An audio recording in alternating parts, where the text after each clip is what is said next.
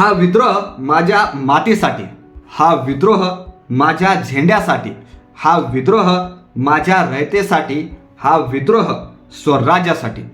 अत्यंत चांगला, अंगावर शहारे येणारा, अत्यंत कडक असा चित्रपट शेवटी रिलीज झालेला आहे. भरपूर दिवसापासून चर्चा रंगली होती.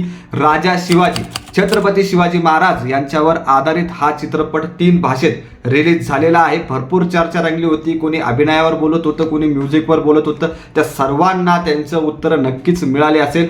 100% सुपर डुपर असणारा हा चित्रपट आपल्याला बघण्यास मिळणार आहे. नक्कीच थिएटरमध्ये अजूनही पाहिला नसेल तर नक्की बघा. संपूर्ण गोष्टींवर आपण चर्चा करणार आहोत, त्यामुळे अजूनही चॅनल सबस्क्राईब केले नसेल तर एकदा नक्की करा. संपूर्ण गोष्टी बोलूया, काय काय सीन आहेत, कोण कोण आहेत, नक्की त्यावर चर्चा करणार आहोत. नक्कीच चला पुढे बोलूया.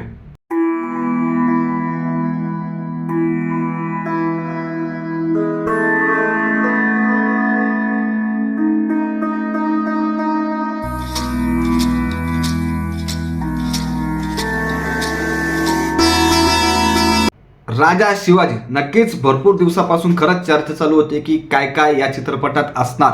टीजर, ट्रेलर, त्यानंतर चित्रपट. ट्रेलरमध्ये सुद्धा भरपूर काही गोष्टी दाखवण्यात आलेल्या होत्या.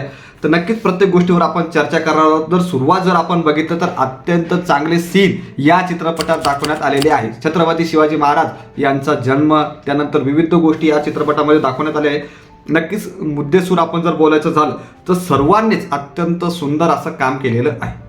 आपण छोटे राजे जर बघितले तर अत्यंत सुंदर काम केलेले प्रत्येक जे जे कलाकार या चित्रपटात दिसत आहेत त्यांनी, जे निगेटिव्ह असेल, पॉझिटिव्ह गोष्टी असेल, सगळ्याच गोष्टी सर्वांनीच अत्यंत कडक असा अभिनय केलेला आहे.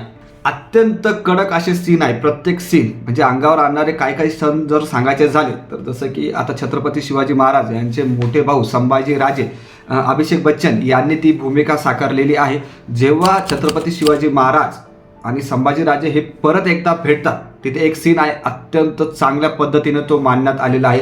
बॅकग्राऊंड म्हणा, लोकेशन म्हणा, एक्सप्रेशन म्हणा, संपूर्ण गोष्टी अत्यंत भावनिक तो क्षण तिथे दाखवण्यात आलेला आहे.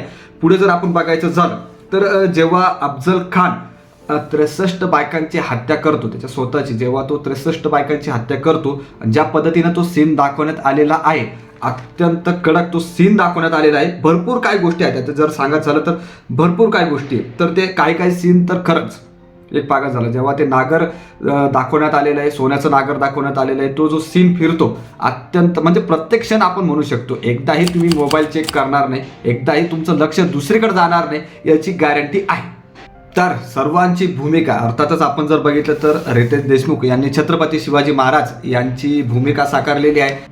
त्यानंतर जर बघायचं झालं तर जेनेलिया, सईबाईंच्या भूमिकेत आपल्याला जेनेलिया दिसली. भरपूर चर्चा रंगली होती त्यांच्या अभिनयावर सुद्धा, त्यांच्या मराठी भाषेवर सुद्धा, परंतु नक्कीच त्या प्रश्नाला उत्तर मिळालं आहे. अत्यंत सुंदर अशी भूमिका त्यांनी साकारलेली आहे. त्यानंतर संजय दत्त, 100% अफजल खानच वाटत होतं.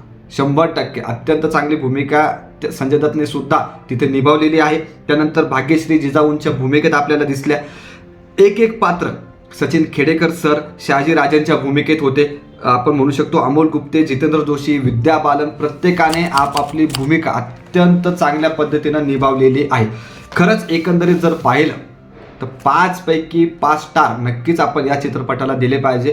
दुसरी गोष्ट अत्यंत महत्त्वाची या संदर्भातच की म्युझिकबद्दल तर खरंच कोणालाही प्रश्नचिन्ह उपस्थित करण्याचा हक्कच नाही खरं पाहिलं तर. म्हणजे जे आपण म्हणू शकतो की ज्यांनी प्रश्नचिन्ह उपस्थित केला त्यांनी पिक्चर पाहणं बंद करावं. म्हणजे संपूर्ण चित्रपटात जे म्युझिक दिलेलं आहे, 2 गाणी आहे, अत्यंत चांगले म्युझिक दिलेलं आहे. परंतु मध्ये मध्ये सुद्धा प्रत्येक सीनला म्हणा अत्यंत चांगलं असं म्युझिक अजय अतुल यांचं आहे. नक्कीच तुम्हाला हा चित्रपट कुठेच हलू देणार नाही. 100% अत्यंत चांगला चित्रपट आहे. 100% तुम्ही बघायला पाहिजे. अत्यंत चांगला चित्रपट आहे. तर हा चित्रपट तुम्हाला कसा वाटला, तुम्ही पाहिला असेल तर कोणता सीन तुम्हाला आवडला, काय निगेटिव्ह गोष्ट तुम्हाला वाटते, नक्की ते सुद्धा कमेंट करून सांगा. त्याचं सुद्धा उत्तर नक्कीच मिळेलच. बाकी सबस्क्राईब करायला विसरू नका. धन्यवाद.